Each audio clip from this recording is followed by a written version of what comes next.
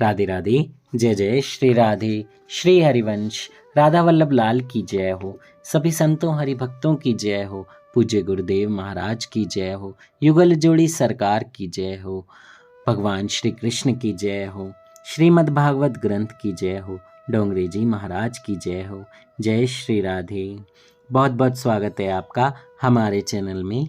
हम श्रीमद् भागवत के दशम स्कंद की कथा का श्रवण कर रहे हैं। भगवान श्री कृष्ण की बहुत प्यारी लीलाओं का श्रवण शुरू होने वाला है। अभी हमने इससे पहले पूतना वध श्रवण किया था कि कैसे पूतना का उद्धार भगवान श्री कृष्ण ने किया। आज हम तृणावर्त उद्धार सुनेंगे। जय हो, जय हो। बहुत प्यारा प्रसंग है, बहुत आनंद आएगा, बहुत ध्यान से सुनिएगा। जय श्री राधे।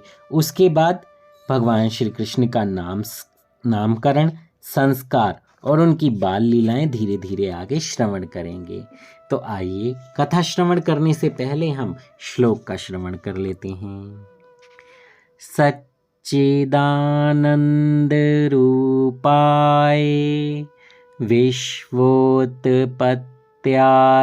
हेतवे तापत्रे विनाशाय श्री कृष्णाय वयं नमः। जय श्री राधे। श्री हरिवंश। तो आइए तृणावर्त उद्धार श्रवण करते हैं। अब आता है तृणावर्त वध का प्रसंग। किसी एक दिवस यशोदा जी श्री कृष्ण को अपनी गोद में बिठलाकर दुलरा रही थीं। उस समय तृणावर्त को मारने के लिए भगवान ने अपना वजन बढ़ा दिया। यशोदा जी भार को सहन न कर सकी तो कन्हैया को जमीन पर बिठला दिया और घर की काम में जुट गईं। अब तृणावर्त बवंडर का रूप लेकर आया और श्री कृष्ण का हरण करके आकाश में उड़ चला। भगवान ने अपना वजन बढ़ा दिया और उन्होंने तृणावर्त को पकड़ा और तृणावर्त के प्राण पखेरु उड़ गए। जय हो, जय हो। तृणावत जीवम आवर्यति स तृणावर्तः। रजोगुण का चक्कर ही तृणावर्त है। काम और क्रोध है रजोगुण के पुत्र। रजोगुण मन में आया नहीं कि मन चंचल हो जाता है। तृणावर्त रूपी आंधी मन में आते ही वह चंचल हो जाता है। बुद्धि जब ईश्वर से विमुख हो जाती है तब तृणावर्त रजोगुण मन में घुस जाता है और उसे चंचल बना देता है। यशोदा की आंखों में धूली जा घुसी। जब सांसारिक सौंदर्य को निहारने में सुख मिलने लगे तब मान लेना कि आंखों में तृणावर्त आ बैठा है और फिर भगवान दर्शन नहीं देते। कन्हैया धीरे धीरे बड़ा होने लगा। घुटनों के बल चलता हुआ गौशाला में भी पहुंच जाता। सभी गायें उसे पहचानती थीं। कई महान ऋषि भी गायों का अवतार लेकर गोकुल में आ बसे थे। एक छोटा सा बछड़ा था। वह भी छोटा था और कन्हैया भी छोटा ही था। कृष्ण उसे अपना दोस्त मानता था। वह बछड़ा हम्मा हम्मा करता था तो लाला बोलता था मैया मैया। कन्हैया उस बछड़े से अलग होता ही नहीं था। गाय भी आनंद वेश में बछड़े को भूलकर कन्हैया को चाटने लगती थी। यशोदा को विश्वास होने लगा कि गायों की सेवा की, जिसके फलस्वरूप उन्हें आशीष में हमें यह पुत्र मिला है। जो गायों की सेवा करेगा उसे अवश्य ही पुत्र मिलेगा। कन्हैया तो उन गायों और बछड़ों के साथ ही खेलता रहता था। वह गायों की पूंछ पकड़कर खड़ा होने की कोशिश करने लगा। माता कहती थी, अरे कान्हा, बड़ा शरारती है तू, ये गाय तो तुझे मारेंगी। कन्हैया का एक और नाम भी कायम हो गया। एक बार यशोदा जी लाला को स्तनपान करा रही थीं। उसका सुंदर मुख निहार रही थीं। माता का प्रेम देखकर कन्हैया जोरों से दूध पीने लगा। बालक यदि दूध बहुत पी जाए तो माता को चिंता होने लगती है कि कहीं बीमार न हो जाए मेरा लाडला। जब तक वैष्णव के हृदय में प्रेम उमड़ने नहीं लगता तब तक प्रभु भूखे नहीं होते। उनकी प्रार्थना करो, नाथ मैं आपको तो क्या भोजन कराऊं, आप सारे जगत के अन्नदाता हैं। फिर भी मैंने जो थोड़ी बहुत सामग्री बनाई है आप स्वीकार करें। कन्हैया के अत्यधिक दुग्धपान से यशोदा चिंता करने लगी। तो कन्हैया ने कहा, माता तेरा दूध मैं अकेला नहीं पी रहा हूँ, मेरे मुख में समाया हुआ विश्व तेरे दूध का पान कर रहा है। कन्हैया ने जम्भाई लेने के लिए मुंह खोला तो यशोदा जी को समग्र ब्रह्मांड का दर्शन कराया। कन्हैया माता से कहता है, तू अकेले मुझे नहीं अनंत जीवों को दूध पिला रही है, समग्र ब्रह्मांड को तू दुग्धपान करा रही है। भगवान ने सुदामा को अपार संपत्ति दी तो यमराज को चिंता हुई। उन्होंने भगवान से कहा कि सुदामा के भाग्य में दरिद्र का योग है, उसके भाग्य में संपत्ति का क्षय लिखा हुआ है। आपने इतना सारा ऐश्वर्य देकर उसे ठीक नहीं किया। कर्म मर्यादा भंग होगी, कर्म अनुसार ही सुख दुख दिए जाते हैं। प्रभु ने यमराज से कहा, मैं वेदोक्त कर्म मर्यादा तोड़ना नहीं चाहता। जो मुझे भोजन कराता है वह समस्त ब्रह्मांड को भोजन कराता है। एक मुट्ठी भर तंदुल मुझे खिलाकर सुदामा ने सारे विश्व को भोजन कराया है। जो श्री कृष्ण को भोजन कराता है वह सारे विश्व को अन्नदान करता है और उसके नाम पुण्य जमा हो जाता है। भगवान मर्यादा को कभी भंग नहीं करते हैं। लाला ने यशोदा जी से कहा, माता तू केवल मुझे ही नहीं समस्त ब्रह्मांड को तृप्त कर रही है। जय हो, जय हो। आइए अब हम नामकरण, संस्कार और कान्हा की बाल लीलाओं का श्रवण करेंगे। जय हो। गर्गाचार्य नामकरण विधि। नामकरण संस्कार संपन्न करने के हेतु आए। संस्कार से मन शुद्ध होता है, संस्कार से दोष नष्ट होते हैं। शास्त्र ने 16 संस्कारों का आयोजन किया है। आजकल तो प्राय सभी संस्कार भुलाए जा चुके हैं। हाँ, 2 संस्कार बाकी रह गए हैं, विवाह और अग्नि संस्कार। बालक का जन्म होने पर जातकर्म संस्कार किए जाता है, किंतु अब तो बालक का जन्म प्रसूति गृह में होता है, सो जातकर्म विधि तो कैसे हो पाएगी। वहाँ मधुप्राशन विधि कैसे हो पाती होगी। डॉक्टर ना जाने क्या पिलाते होंगे। इसी कारण से संस्कारों का लोप हो रहा है, फलतः देश दुखी हो रहा है। अन्नप्राशन, नामकरण, यज्ञोपवीत आदि 16 संस्कार बतलाए गए हैं। जीव की शुद्धि के लिए संस्कार आवश्यक है। आजकल सभी धार्मिक विधियों को गौण मान लिया गया है। केवल लौकिक आचारों को ही महत्व दिया जाने लगा है। ब्राह्मण से कहा जाता है, महाराज पूजा जरा जल्दी करा देना, सारे गांव में बारात को घुमाना जो है। गर्गाचार्य ने कहा, यदि नामकरण संस्कार ठीक से करना है तो आधा दिन लग जाएगा।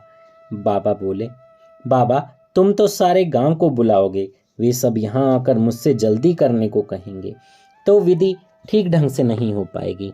नंद जी ने कहा, धार्मिक विधि तो ठीक से ही होना चाहिए। यदि आप चाहें तो मैं किसी को भी नहीं बुलाऊंगा। एकांत में नाम जप हो सकता है। एकांत का भावार्थ है एकमात्र ईश्वर में ही सभी प्रवृत्तियों का लय होना। मन को पूर्णता एकाग्र करके ही नाम जप करो।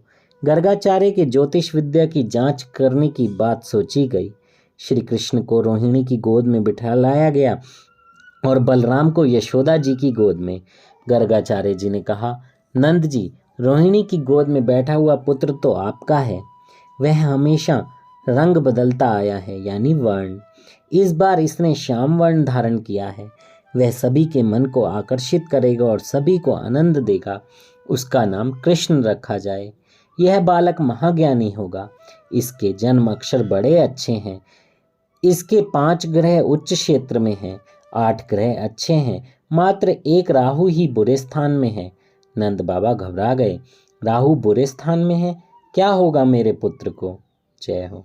ऐसे ही हम सब हो जाते हैं ना, लेकिन यहाँ पर बहुत अच्छे से समझाया गया है। तो गर्गाचार्य जी ने कहा कि वैसे डरने की बात कोई नहीं है। जिसके 7वें स्थान में नीच क्षेत्र में राहु हो वह पुरुष कई स्त्रियों का पति होता है। नंद जी बोले, आपकी बातें सच हो सकती हैं। एक ब्राह्मण ने मुझे आशीर्वाद दिया है कि तेरा पुत्र 16,000 रानियों का स्वामी होगा। गर्गाचार्य बोले, बाबा और तो मैं क्या कहूँ, यह कन्हैया नारायण जैसा ही है। नारायण मेरे इष्ट देव हैं। प्रेम के कारण पक्षपात हो जाने का डर रहता है। किसी समय 4 व्यक्ति भोजन कर रहे थे। किसी स्त्री ने पूछा कि इनमें से दामाद कौन सा होगा। एक ने कहा जो शर्मीला है वही दामाद हो सकता है, तो दूसरी ने कहा जो अकड़ कर बैठा है वही दामाद हो सकता है। तीसरी ने कहा जब सास जी परोसने आएंगी तब मालूम हो जाएगा।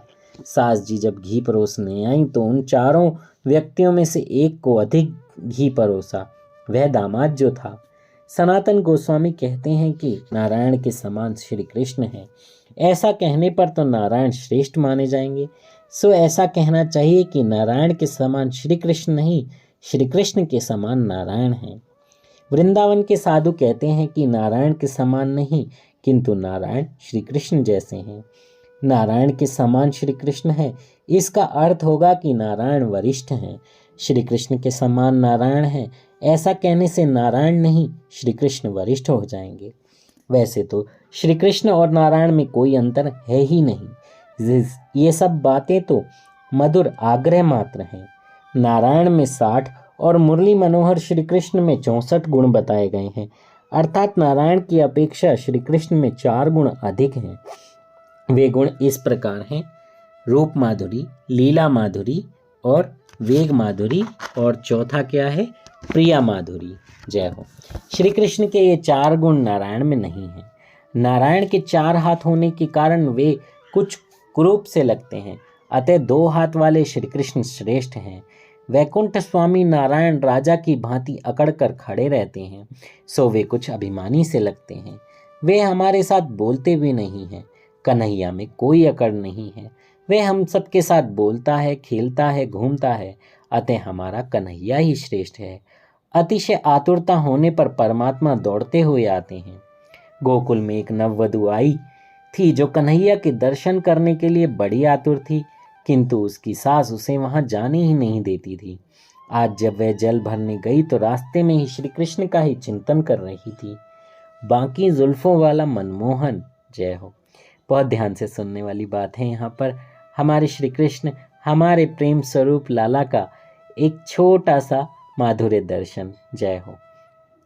बाकी जुल्फों वाला मनमोहन, मस्तक पर मोर पंख, अहो, होठों पर बांसुरी, कानों में मकराकृति कुंडल, कटी पर पीतांबर धारण किए हुए थे। वह छुमक छुमक कर करता हुआ उस गोपी के पीछे हो लिया। जय हो। आंखें बंद करके इस रूप का ध्यान कीजिए। बाकी जुल्फों वाला मनमोहन, मस्तक पर मोर मुकुट, मोर पंख, होठों पर बांसुरी, कानों में मकराकृति कुंडल और कटी पर पीतांबर धारण किए हुए। जय हो। गोपी ने देखा कि कन्हैया उसका आंचल पकड़े हुए खड़ा है। 3 बरस के उस कन्हैया को गोपी ने प्यार से अपनी छाती से लगा लिया। लाला ने भी उस गोपी को अपनी छोटी छोटी बाहों में भर लिया और कहने लगे, तू कितनी सुंदर है, लगता है मैं ही तेरा स्वामी हूँ। रात के समय में रास में आना। कन्हैया बड़ा वाणी चतुर है। कोई सामान्य पुरुष भी राह चलती किसी स्त्री को ऐसे कह सकता है क्या? वे दोनों एक दूसरे के हैं। कन्हैया तो सभी का पिता है, पति है और संतान भी है। जरा सोचो तो, ऐसा कोई और देव है जो राह चलती किसी नारी के गले में अपनी बाहों का हार पहना सके? पर स्त्री से तो सभी देव डरते हैं, किंतु वैकुंठ के नारायण तो मर्यादा पुरुषोत्तम है और कन्हैया पुष्टि पुरुषोत्तम है। जय हो। जय हो। कन्हैया की जैसी लीला मनुष्य तो क्या, कोई अन्य देव भी नहीं कर पाता। श्री कृष्ण तो देवादिदेव हैं। एक सखी दही, दूध और माखन बेचने निकली है। कृष्ण प्रेम में उसकी सुध बुध बिसर गई है। वह बोलना ही चाहती है, दही लो, माखन लो, किंतु उसके अंतर में माधव छिपा है। सो वह बोलने लगी, माधव लो, कोई माधव लो, कोई माधव लो। जय हो। भोली गोपी हरि को बेचने लगी। 14 भुवन के नाथ को मटकी में लेकर चली। कृष्ण प्रेम में ऐसी तन्मय हो गई कि उसे भान तक नहीं था कि वह क्या बोल रही थी। लाला ने सुना, माधव लो, कोई माधव लो, तो उसने सोचा, अरे वाह, यह तो मुझे ही बेचने चली है। रास्ते में श्री कृष्ण प्रकट हुए और सखी से कहने लगे, अरे दूध वाली, मैं गोकुल का राजा हूँ, जरा माखन तो दे जा। प्रेम का बाहुल्य होने पर सताने में बड़ा मजा आता है। गोपी के हृदय में प्रेम है। वह कन्हैया को सताने लगी, अरे तू कैसे हो गया गोकुल का राजा? गोकुल के राजा तो हैं बलराम भैया, मैं तुझे नहीं उन्हीं को माखन दूंगी। ना जाने नंद बाबा इस काले कलूटे कन्हैया को कहाँ से उठा लाए हैं। नंद बाबा तो गोरे हैं और तू काला है, कहाँ से ले आए हैं वे तुझे? कन्हैया ने गोपी की साड़ी का आंचल पकड़ लिया। गोपी कहने लगी, अरे लाला, छोड़ दे मेरी साड़ी, मेरे दूध दही माखन मिट्टी में सन जाएंगे और मेरी सास मेरी चमड़ी उधेड़ देगी। गोपी ने बलपूर्वक अपना आंचल छुड़ा लिया और आगे बढ़ने लगी। पीछे मुड़कर देखा तो कन्हैया मुंह फुलाकर बैठा हुआ था। गोपी वापस आकर मनाने लगी, कान्हा ले माखन ले, मिश्री भी ले ले, जो चाहे सो दूं, मुझसे बड़ी भूल हो गई, अब मान भी जा। किंतु कन्हैया अब क्यों मान जाए? उसने कहा, मुझे अब कुछ नहीं चाहिए। कन्हैया ना माना तो गोपी आगे बढ़ने लगी। तो पीछे से कन्हैया ने पत्थर उठाकर ऐसा निशाना लगाकर मारा कि मटकी चूर चूर हो गई। ऐसी लीला श्री कृष्ण के सिवाय अन्य कोई देव क्या कर सकता है? कभी नहीं। श्री कृष्ण तो सबके पति हैं। जय हो। जय श्री राधे। श्री हरिवंश। बहुत आनंद आ रहा है, बहुत आनंद, लेकिन इस आनंद को हम कल कंटिन्यू करेंगे। जय जय श्री राधे। श्री हरिवंश। राधा वल्लभ लाल की जय हो। मुझसे कहने में कोई त्रुटि हो गई हो तो क्षमा कर दीजिएगा। जय श्री राधे। जय श्री हरिवंश। बांके बिहारी लाल की जय हो। जय श्री राधे।